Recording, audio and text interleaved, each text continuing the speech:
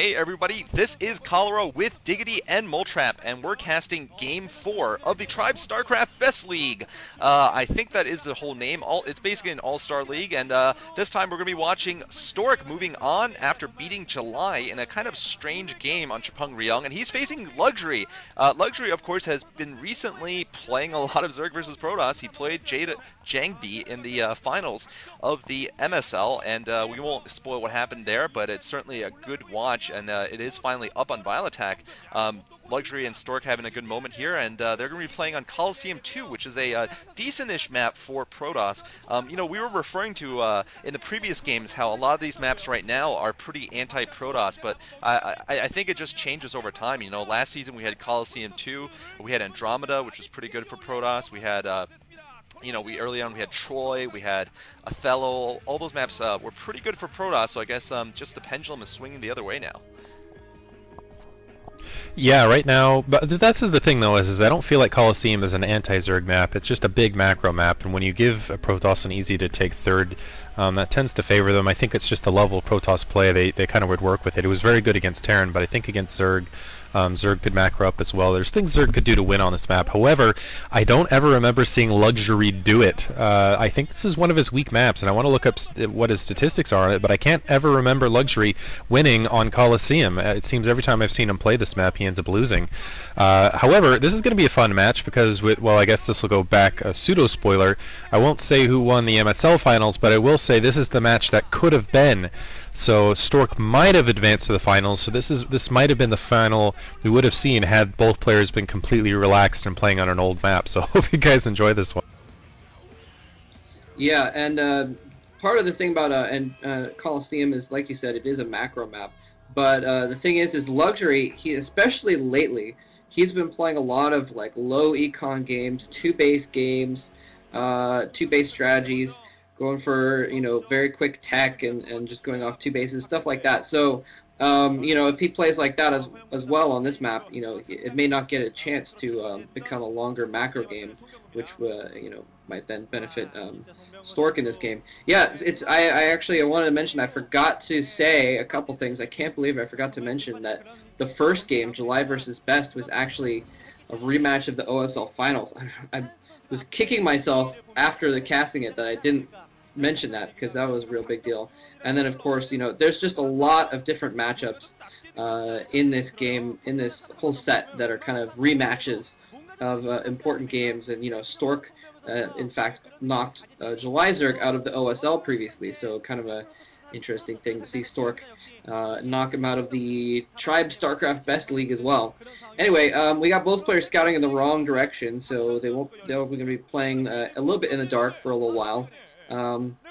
And that's going to be a little bit in Luxury's favor, I think, because Luxury can kind of do whatever he wants. Stork won't know what to do to react. He's probably going to have to put up a forge and cannons because he's not going to know where Luxury is or what he's doing. Yeah, that's definitely going to be true. Looks like he might send out perhaps a second scouting probe. He is going to do that, actually. Nope, he's just going to put down a forge, and then he is going to scout with it. So he's going to go for that dual scout. Pretty good on a big map like this, or Andromeda. You can't forget that Luxury faced Stork in the World Cyber Games finals. Oh, yeah. And you certainly, when you get the top players, there's always the big rivalries, of course, because they're always in the finals. They're always in the semis and finals, and they always end up facing each other. And they always end up being memorable. We know these names, and since us English commentators kind of are somewhat the gateway to what you guys watch, for those of you who don't watch them in Korean, you end up watching these. And so I was talking to Rise earlier this week, and we were saying that there might be some bias in terms of, we probably cover slightly different games, or we have some players that the Koreans probably view as a lot better than we do, and then vice versa. But anyway, it looks like we're going to see Luxury here scouting with a drone, and he's going to spot nothing really out of the usual here.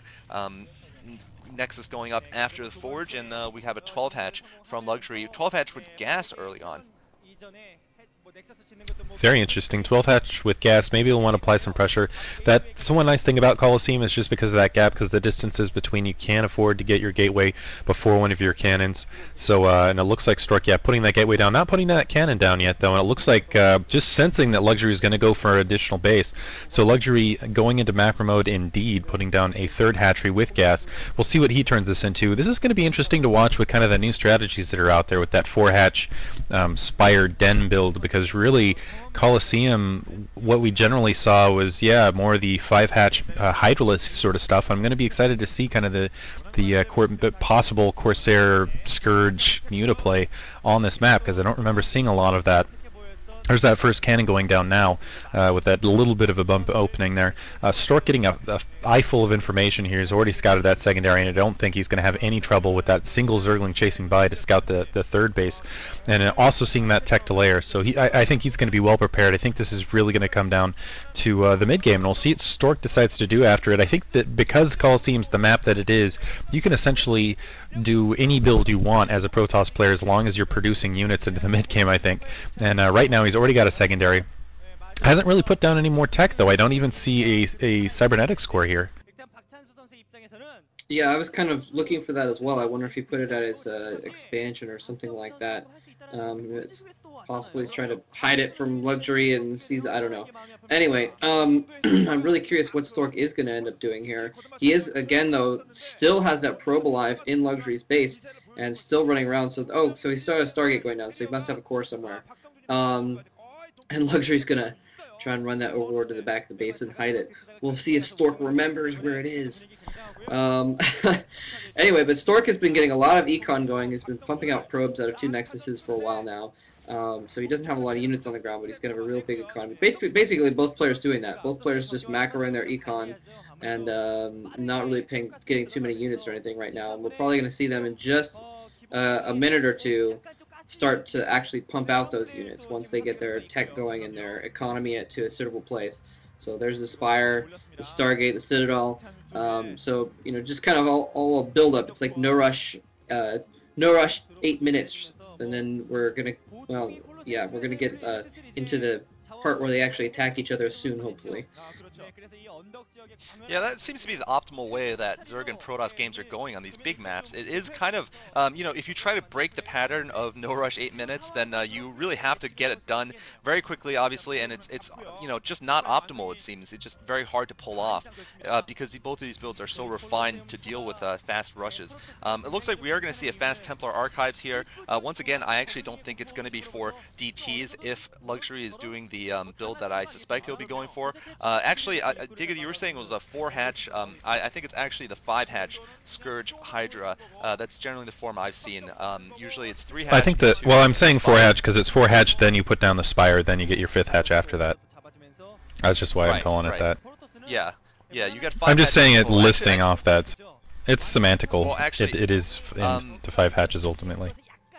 Right, right. Actually, you do put down the Spire before your 4th hatch in general, but right now we are going to see the 2 hatcheries there at the 2nd natural, interesting location, sort of a forward location, and an Evo chamber. So perhaps we're going to see more of those antics like July did in the last game, where he went for all you know, upgrades and then just went straight for hive tech without any hydralisks or any, you know, basically no hydra tech. And we are going to see 1 DT here. You know, I don't think that really the Stork is going to be able to get enough Corsairs up and alive to gain air superiority. In fact, I think he might have just lost one there. Not sure what we saw there, but he is going to try to do some harassment at least. Yeah, I think that DT is mostly for map control to get those Zerglings off the front door. It's not going to be very effective at any of Luxury's holdings simply because it's easy to reinforce and it's easy to get overlords over there fairly quickly. However, ooh, he is going to get a drone kill, so ignore me. But yeah, that Sunken Colony with some detection should be there along the way shortly. Actually, I guess, yeah, two hatcheries exposed, so... Wow, I'm completely off. So Stork able to run up, do something unexpected. Usually this doesn't happen. Usually Zerg's base at this stage is covered in overlords. Like every single inch has detection, and there's at least a couple units underneath to help deal with it. Looks like finally that Dark Templar getting taken care of, but going into the bonus there. Oof, because usually, yeah, Dark Templar are not very good Yeah, just because of the short reinforcement route and the close proximity of overlords. However, the distance to the map, it takes a long time for an overlord to float anywhere near Stork's base, and that first Corsair taking it out, usually you can use it to just keep your front door open. A lot of High Templar built immediately after that, and looks like we're seeing, I assume that's not weapons 1 for air, that's got to be the Dragoon range. Switching into Dragoon range to anticipate some lurkers coming momentarily. I like that term, going into the bonus. It's like when you you're playing pinball. Once you get enough points, you get like, a free game or something like that, or you get an extra ball. So like that Dark Templar, after he got to a certain point, he was just getting bonus drones that were just extra. Anyway, oh, that Corsair might get cut off by those Mutalisks. It is going to get attacked, probably taken down. Very good micro by Luxury. Is it going to... Oh, it just needs to land one Scourge. No, the Corsair survives! The epic journey of the Corsair ends with a rebirth at home. Or not rebirth, but anyway. I don't know what I'm talking about anymore. Stork was all over this. Put up a bunch of cannons. Way before Luxury got out all these Mutalisks. So he's pretty prepared for this. He's got Templar around.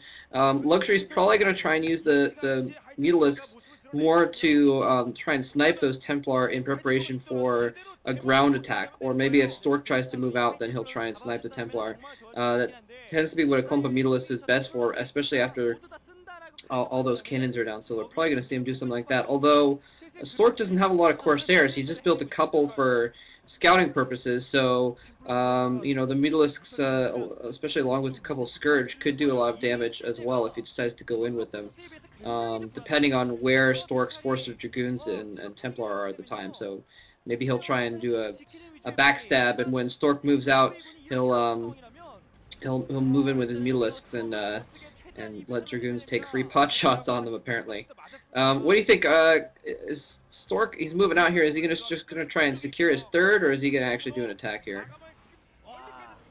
I think he's probably going to try to at least put some pressure on, see what Luxury is going to do here. And looks like Stork is going to be attacked here pretty badly. I think he didn't really take much damage, but I think he lost all of his High Templar. His units didn't take much damage, but I don't see any living High Templar. So Luxury putting in a little bit of a suicide squad there to clear out the High Templar. But that's kind of expensive, though. He lost a couple mutas, he lost a lot of lings, and he's only going to delay this until Stork gets a couple more High Templar. However, this might just be the window of opportunity he has to go and take out this force and deny Stork his third. He does have Hydralisks. He didn't go for that crazy all-in ultra, well, not all-in, but super ultra build, straight to ultra build. So he is going to get looks like +1 attack for his Hydralisks. That's generally what they get when they go Hydralisks.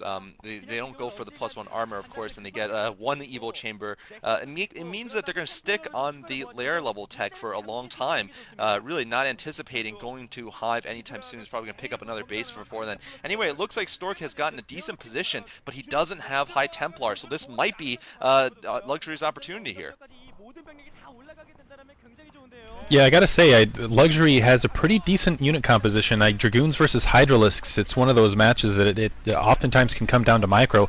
Unfortunately for Luxury, he is on the low ground here, and the Zealots are managing to get in proximity on those Hydralisks. He's going to have to back up, and it looks like Stork has easily taken hit. So, yeah, I thought Luxury was going to have a better shot at this. I guess Luxury wanted to clear out those High Templar just because High Templar plus Dragoons plus Zealots versus just Hydralisks. Hydralisks do not stand a chance, especially when they're going to the high ground. They're able to pick another Templar off. He's doing a fantastic job of picking Templar, but I think he's just taking too many losses in the meantime because he just lost a full control group of Hydralisks to just to pick off 2 High Templars. So it's like, okay, great, you would have lost that anyway to 2 Storms. So just let it go, Luxury. Here, anyway. Looks like Stork is easily going to defend this. He's really rolling pretty well here, I would say. Even though he's not getting his Storms off, Luxury's losing equivalent amount of troops either direction, and he's got pretty good unit composition, I would say, for anything Luxury would be switching into in this mid game. He just has a nice amount of Dragoons.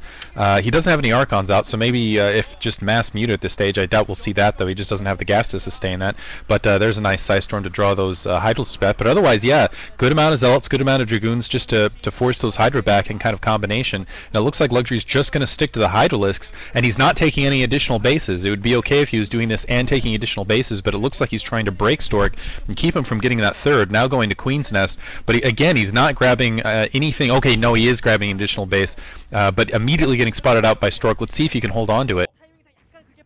Yeah, I was kind of worrying that as well, why Luxury wasn't getting any more bases. I wasn't sure exactly what was going on there, but Stork's like, I'll take the kills however I can get them. If you want to like chase this Templar around and let my Dragoons kill off your Hydras, that's cool. That, you know, the Hydras are still dead either way. But he's killed off all the Mutalisks now. He kind of let them die in the last attack, and so Stork is going to be able to keep his Templar around a lot easier now. And you know, unless he tries to snipe them with Hydralisks again. But at the moment, Stork is really going to be able to easily protect those High Templar. He's got a nice ball built up here, and he's moving out a little bit. I'm not sure if he's going to attack. I think that would probably be a... Yeah, okay, here's what here's what it would be a good idea to do, would be to just send in a brute squad of Zealots to try and take out that new base. I don't think it's going to work, though. Nice! Using eggs to block and then the lurk and the Hydralisk behind. That was a beautiful combination. So that base is not going to go down, but Stork's main force is attacking Luxury's natural expansion, though. He's got Observers in the mix. There's nothing really to stop the Observers, so he can easily pick off those Lurkers. There's only one Lurker left, a couple Lurkers left over on the left side here, and Stork is easily going to overrun those forces. He has a bunch of Dragoons left and still a couple Storms left, so Stork has broken Luxury's front door. Luxury's trying to macro up, trying to come back and clean this up, but in the meantime, you might lose some hatcheries. Wow, I mean, this is just showing you how potent the Protoss army is against Tier 2 tech. I mean, Stork was just able to go in there and just because Luxury had to defend that bottom left, he didn't have his full army in his front door, and it looks like Stork is going to take out his second natural here and probably win the game with this move. You know, it's just so hard to be able to defeat a mid-game Protoss army with a mid-game Zerg army. GG coming from Luxury. I mean, this is a perfect example. You know, you really can't let the Protoss leave your base. Leave his base, especially if you don't have Lurkers ready. I mean, he didn't have enough Lurkers ready. He was going all Hydras, and Hydras are just so weak. They just have such diminishing returns over time. But anyway, Stork playing a solid game. You know, one of his nicknames that I love is the Commander-in-Chief of Making No Mistakes. That's right, that's his Korean nickname. He doesn't always play brilliant. I actually would say his Protoss vs. Zerg is very conventional, but he is the Commander-in-Chief of making no mistakes, and he made no mistakes this game, and he took it in the end. Yeah, I could see if you had weapons one or if he was going on from high ground to low ground, but yeah, going up against the high ground and suiciding units like that, can't expect to take victories. So nice game to Stork. GG.